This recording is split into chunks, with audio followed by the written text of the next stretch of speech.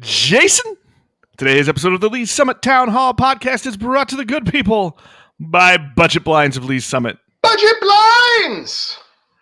Jason, it's May. As a matter of fact, we're recording on Tuesday night, May the 4th, so we gotta say it. May the 4th be with you. May the 4th be with you. Hey, did you know that Budget Blinds is the place to get your signature series shades? All hail those robot shade overlords. Hey, these are awesome people. They've got the stuff you need to make your home better and ready for all of this great warm weather. I think we're on a streak, Jason. I think it's here. We can finally say it's springtime. It's springtime. It is. I can tell it's springtime because I keep wanting to go outside. Right. Even though like every tree in my yard is assaulting me with pollen as I go out there. I want to be outside. It's a beautiful time. And when I'm inside, I want to have like exposure to the outside. So I'll be like my shades up and my windows open. You know what you do? You can automate that stuff by going to see our friends at Budget Blinds. And even if you're in that weird place just west of us, you'll have an opportunity to visit Budget Blinds too, because coming soon, a new store in Overland Park, so that you can go pay homage to our robot shade overlords. All you got to do, go see our friends at Budget Blinds of Lee Summit right in the heart of downtown. Tell them Jason Nick sent you.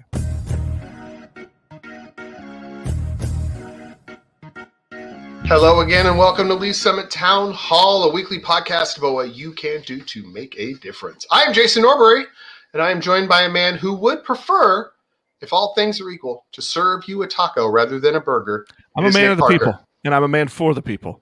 The so I will serve you tacos. The publisher of Link to Lee's Summit, which is the source for all the news you need about this very fine city.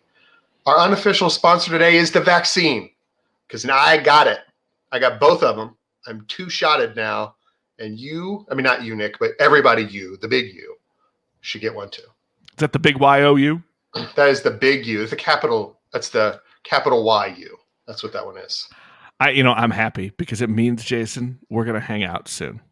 Very soon. Actually, as this episode is being released, Nick and I will be spending some time together, and we will be celebrating the 5th of May in an appropriate fashion by feasting on tacos. On tacos. Hey, from some friends of ours over at Sabor Latino. There we go. So we are doing the thing, and I am as excited about having lunch on that Wednesday as I have been about almost anything in the last several months. So there you are. I really can't. I can't argue with that. I'm excited about these tacos as well. Hey, speaking of tacos and those other things that some other people like, those burgers. Yeah, well. Hey, we did another one of our pop-ups last weekend. Matt Sanning from Lee Summit Social Services and I got together. We did another pop-up outside of Local Foundry, and this time more than $800 in donations, all of which went straight to Lee Summit Social Services. So, Jason, we've done this now 3 times, and that's nearly $3,000 in total donations for this local charity. Look, I would like to take all the credit for this as a person who has helped cook and prepare the food and sell the food to people. But honestly, the credit really goes to the generosity of our community. Because every time we do this, people come and they give generously to eat the food. Now, I will say this. We have served some pretty outstanding tacos. And, burgers that are near their ceiling. Some of the okayest cheeseburgers you've ever had. Some of the okayest cheeseburgers you could ever hope to have, cooked by an okay cook. We love you, Matt. But hey, I even got a little crazy this time, Jason, while you were gone. What'd you do? In addition to my carnitas street tacos, I got a little crazy. I was also making on the griddle some carnitas quesadillas. Ooh. They went over pretty well. I think I need to up the game a little bit. I apologize. I need to make another confession. Because it's what we had on hand. I used American cheese. Yeah, see, I mean, I could say it would still probably be all right. It was good, it would be better, but it wasn't at the level it needed to be. You might be better with a little some some Monterey Jack, or maybe even to get really fancy, some queso fresco. Yeah, I think that's where we need to go. Hey, look, here's the real reason I bring this up, Jason. Is we want to do this again, maybe 2 times, 3 times more this summer. But I know there are some other local charities that are doing good work out in Lee Summit. So if you know a local organization that could use a little bit of help, a little love from the community, let us know, and we'll see if we can help them out next time we do a pop up. So just reach out to us on the Facebooks at Link to Lee Summit. You can hit us on Twitter at LS Town Hall, or you can email me the old fashioned way, Nick at linktoleesummit.com. There we go. All right, well, Nick, what else is going on in town? All right. Big news at City Council on Tuesday night. Oh, what's that? The election. It's finally official. So the school board can be the school board? And don't forget, there was a little bit of a tax levy issue. I don't. Does that take effect? Yeah, it probably takes effect like August, whatever the date is. Anyway, they certified the election results. Right, they certified the election results, so all those things are done. The accounts were official. No change in the results of the election. We didn't have any last minute recounting or anything of that nature that needed to happen. But so there's a little peek into the tail of the process as we go through the election. And one last bit of exciting news. The downtown Lee Summit Farmers Market returns to downtown this Saturday from 8 to noon with the lifting of some of the guidelines, the COVID-19 guidelines from Jackson County Health Department. We are able to see the farmers market return to its home spot there at 2nd and Douglas. So, hey, a big thank you to the friends out at Abundant Life Church for hosting it during the pandemic part. But now that we can have it back downtown, it's going to be home. You know, Nick, I'm going to say that I love to hear this news from you, but you know who I'd rather hear it from? No. Who do you want to hear it more than me?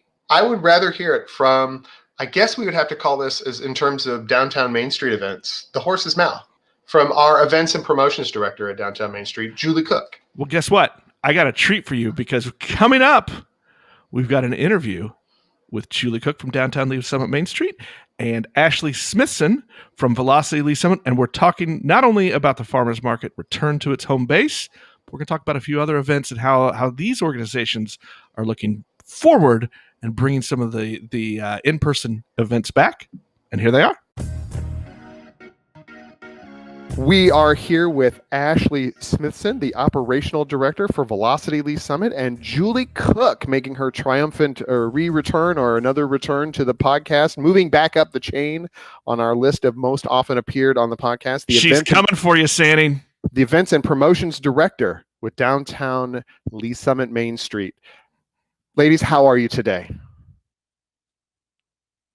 One of you has to talk. I'm great. I'm at home with the kids, so that's my chaos back here. And Julie, what chaos are you having for us today?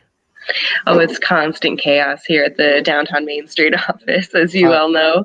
Yeah, so we're gonna let people in on a little secret here, and we're gonna throw people under the bus, because this is what we do at this podcast. Is right now Julie is having a problem with background noise because her children, Donnie Rogers and Ashley Knoll, specifically, are having trouble maintaining their quiet face while Julie does her job, and it's.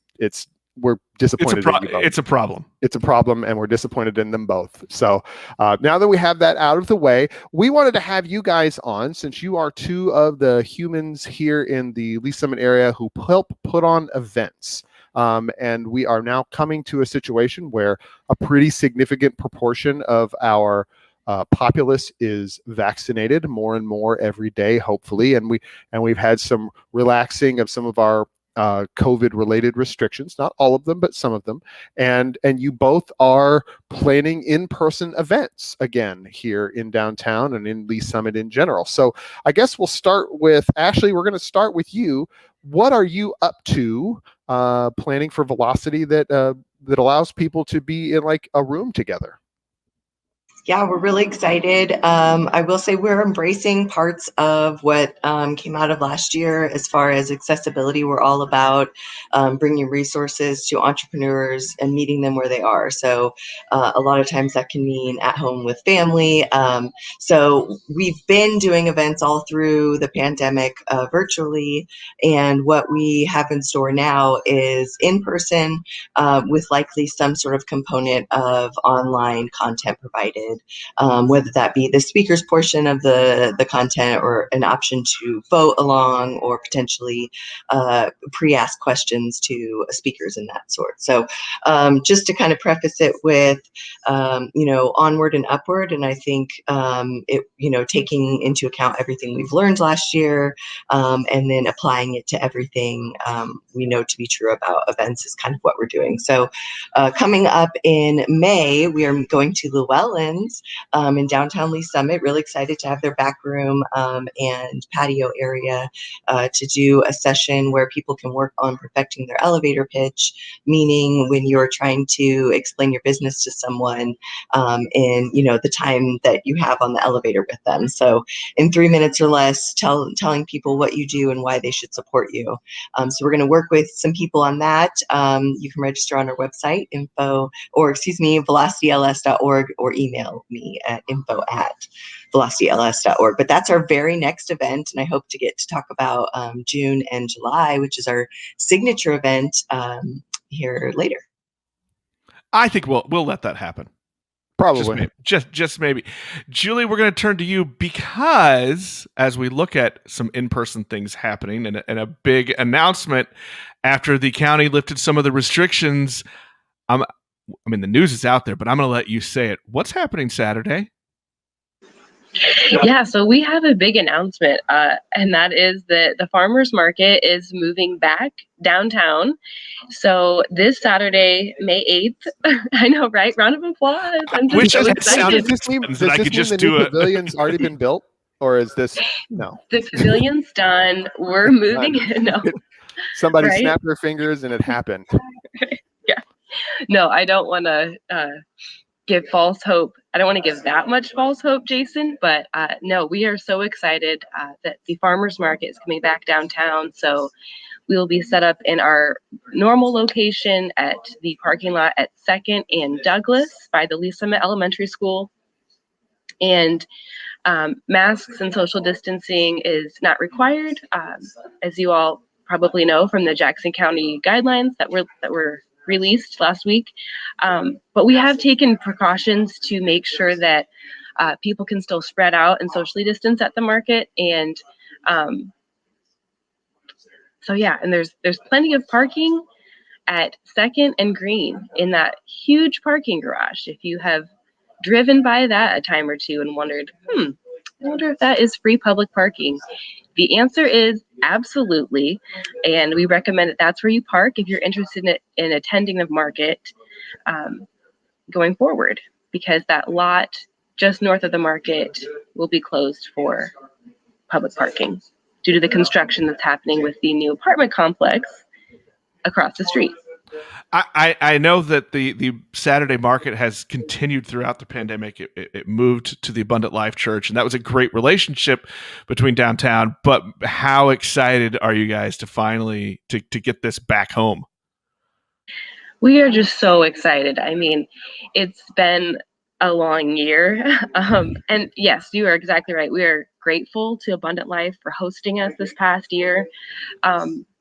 But the market is just such a mainstay for downtown. I mean, it makes for an even better experience when you can not only visit the market and pick up your fresh produce and your meat and cheese and flowers, but you can also go to Whistle Stop and get coffee or visit some of the boutiques in downtown.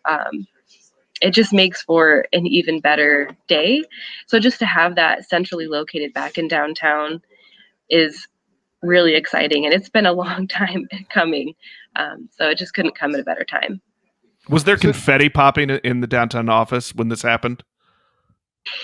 Yeah, popping bottles, popping confetti poppers.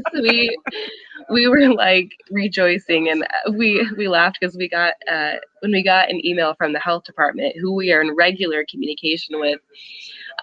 This particular health department official included 3 exclamation points in her email announcing that this was happening. So we weren't the only ones excited for this change. So I think the customers and the farmers will really enjoy this too. So Julie, when you guys were obviously you have jumped on this news as quickly as is administratively possible. What were the things that you wanted to make sure that you kept in place? Obviously, compliance with the rules that do still exist, but also, I mean, so what are the things you kept in place when you made the decision to bring it back downtown? Not just like we really want it back where it belongs, but what are the other bits and pieces that helped temper that, maybe, you know, the things that maybe gave you pause, but then you went ahead and made the decision? Well, yeah, I think the biggest thing that we considered and implemented, and what you'll see at the market this Saturday and going forward, is that we haven't filled this lot at Second and Douglas to max capacity. You know, we'll have a U shape of vendor booths, and so, like I said, people will still be able to spread out and socially distance. Just we felt more comfortable with that, and we had set up the market at Abundant Life with a max of 34 vendors, and so they would all be spaced out, and so we're able to keep all of those vendors going forward and have them and host them at Second and Douglas. So we're able to host 34 vendors now. So I think the distancing was a big consideration, because although masks are not required for outdoor events such as this, like I said, we still wanted all of the shoppers to feel comfortable shopping outside. So just allowing a little bit more room for people to spread out is what we wanted to have in place. Yeah, I think we're gonna see a lot of people kind of easing back in. There's gonna be some that are jumping back in. I think there are gonna be others that are a little more cautious. And I think it's good that you guys are making it, kind of creating an atmosphere that all of those people, no matter where you're at on that spectrum, right, can feel comfortable coming out and getting the world back right, maybe. Yeah, and that's another thing I wanted to say is like our just overall our approach to events going forward. I mean, you may have hinted at this sort of analogy, but like kind of tiptoeing back in or wading back into these waters, as opposed to like taking the plunge with like a huge cannonball into 80-foot waters. You know, we're not having downtown days. You know, we're not going to turn around and do like a huge summer festival with thousands of people, you know, in a month or two. So we're easing our way back into it. You know, we're wading into the pool as opposed to like head first diving, like as it relates to events anyway. Well, I think that leads to a good question, and Ashley, you can jump in here too. You know, what are you considering? What are the things that you guys as events planners are weighing as you look at putting more events back together that are in person? Yeah, I think for me and for a lot of people in the industry, it's just sort of, the market took a huge break. Hi guys. And just what do people even want? What are they comfortable with? So I think there's a lot of interesting testing going on where people are just trying things out, trying to see what people want. I know the Lee's Summit EDC had started their happy hours again, and the chamber's been doing some in-person things. They have their gala coming up, so I think that it's just sort of testing things out, and as best you can, offering an online presence still is a big consideration, I think, moving forward. I don't know about the farmers market, but I know a lot of the boutiques downtown started to offer a lot more pickup for online shopping and curbside pickup, which can be handy for busy shoppers or like me with screaming kids in the car. So, just testing things out and seeing what the market wants, surveying people, and really trying to listen to, our constituents, our community members about their concerns or their, I think mostly for us, it's been expressions of desire to get back in person and to have some return to normalcy. But I have added a consideration of food and beverage. I think will look different moving forward. Just some logistic things about trying to, we talked about this morning for Pitch Pub Crawl, instead of voting on paper and having people share pens, you go to a digital voting component, sanitizing stations, things like that. But have we I could seen see a the lot. buffets? I could see a lot of things sticking around like that. Well, Julie, what do you, obviously the farmer's market doesn't really, there's a food component in that you sell food, or food is being sold there, but there's not a lot of food service. And I know that those are something that comes with a lot of your events. People are doing food or not doing food. How are you guys taking food and beverage into account when you're looking at things? Yeah, I think that, I would agree with what Ashley said. Yeah, we are definitely taking that into consideration. I think sometimes having some food or beverage pre-packaged, I think feels a little bit safer for people now. And so there's ways to go about that. And I know with some of the retail shopping events that we would host in what I like to call the before times, you'd see a lot of those buffet style, a big tray of food, or Are we getting self-serve. our queso fountain back? Because that's really what I'm looking at. Wait a minute, there was a queso fountain? Yeah, queso fountain. Hand scoop your own ice cream. Now, look, I'm going to say this. 16 months ago, this is not a joke. And now we're like, you say that, and everybody who's listening on the podcast is like, whoa, whoa, don't touch my ice cream ever. Oh, yeah. I mean, I have a son about to turn 1, and the thought of having him blow out birthday candles, now or going forward ever, I just shudder to think, no, we're just going to serve up that cake to 12 of our friends and family.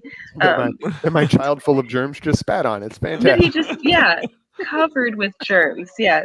Happy birthday. Thank you, everyone.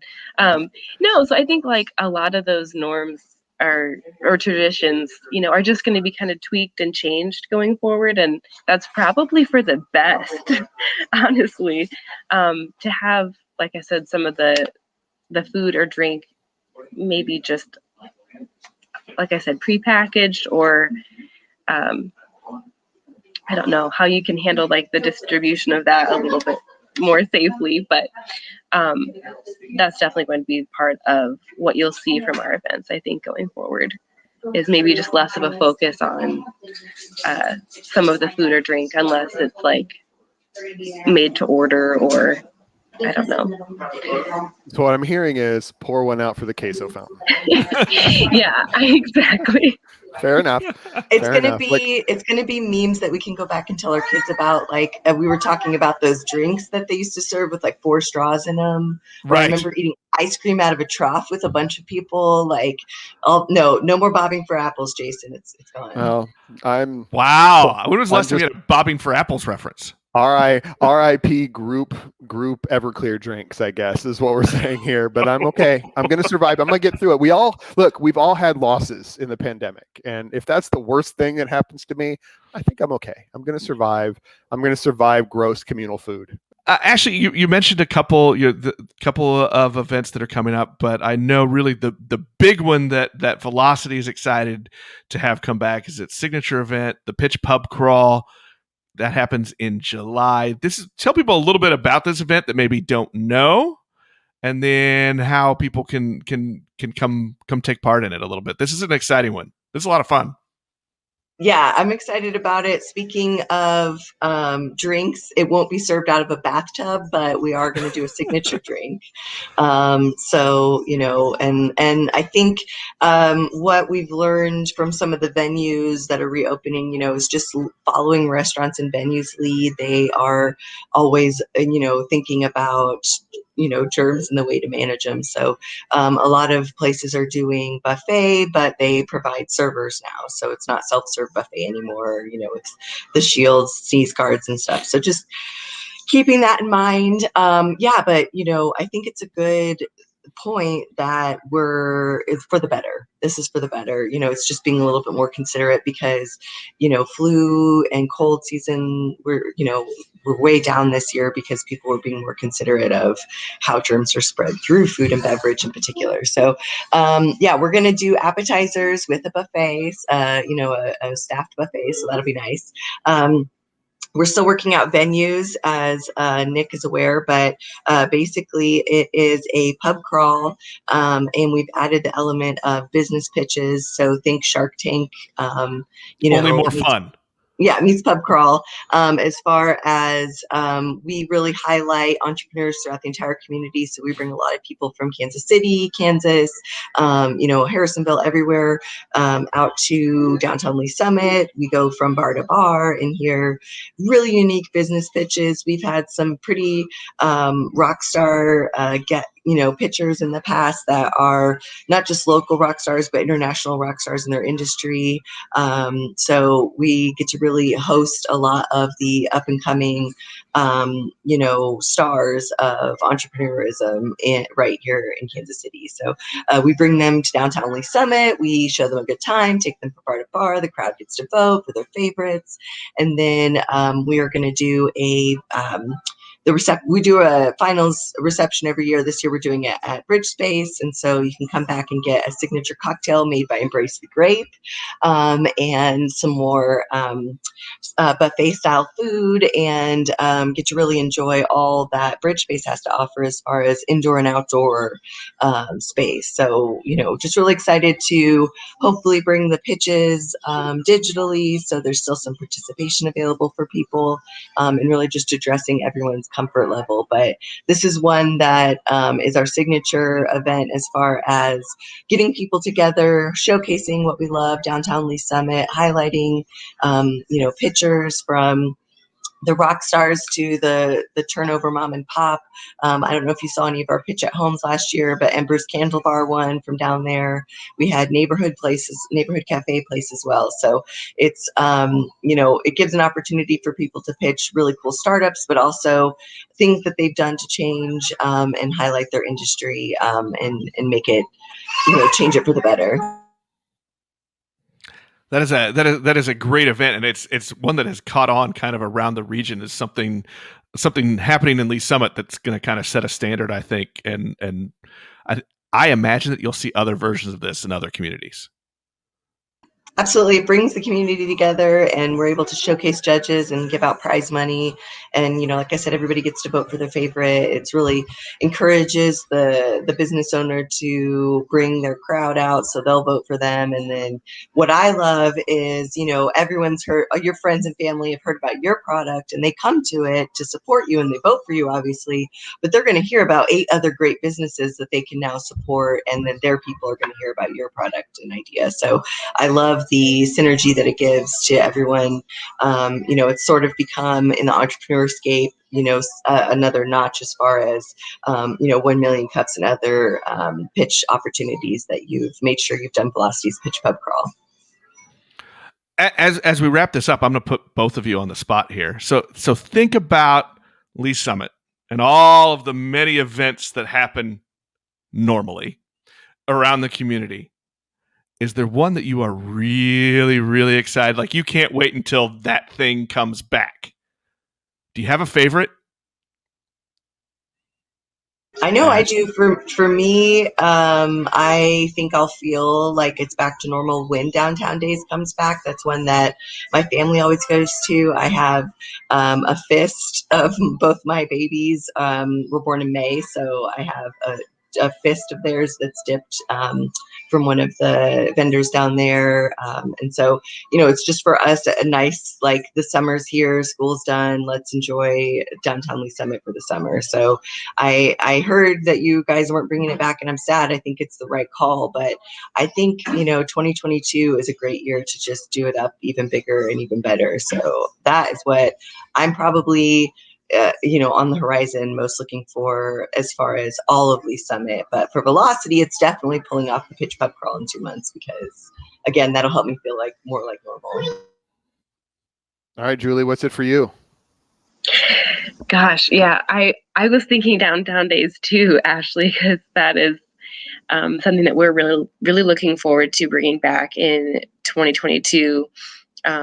But I mean, talking about the events that I look forward to that are just ways to make very special memories with my friends and family. I mean, I think the mayor's tree lighting is definitely one. I mean, I just absolutely love to see downtown during the holiday season, and just all of the lights and getting to see the joy on the kids' faces when they see Santa. I think that was one this year we really felt like families were really bummed out, that couldn't happen in person. And so for that to come back, to bring Santa back downtown, I think is going to make a lot of people really happy this holiday season. So I'm really hopeful that, if the recovery continues on the trajectory that we're on, I'm really looking forward to just more of those like family friendly types of events like the mayor's tree lighting. I'm really a little disappointed you didn't say Emerald Isle Parade. Okay, that one was on my list too. Fishing for like love. Julie, all I wanted was a little bit of love, Julie. That's just all I wanted. Little love.